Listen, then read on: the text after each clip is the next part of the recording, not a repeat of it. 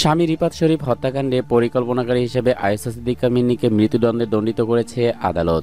রায়ে বিচারক বলেছেন, আসামি রিফাত ফরাজি, রাব্বি আকন, সিফাত, টিকটক হৃদয়, মোহাম্মদ হাসান ও মিন্নি পূর্ব পরিকল্পিতভাবে ভিকটিম রিফাত শরীফকে হত্যার অভিন্ন উদ্দেশ্য পূরণকল্পে এই মামলার ঘটনা ঘটাইয়া তাকে খুন করিয়া পেনাল কোডের ৩০২ ও ৩৪ ধারার অধীনে শাস্তিযোগ্য অপরাধ করিয়াছে বলে সন্দেহহীনতাভাবে প্রমাণিত হইয়াছে।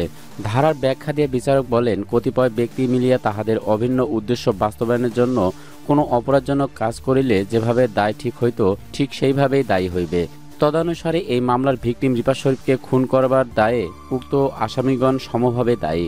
বরগুনার ঝড়তলা এই হত্যাকাণ্ডে ৬ আসামিকে মৃত্যুদণ্ড এবং ৪ জনকে খালাস দিয়ে বুধবার এই রায় দেন জেলা ও দায়রা জজ মোহাম্মদ আসাদুজ্জামান আসাদ।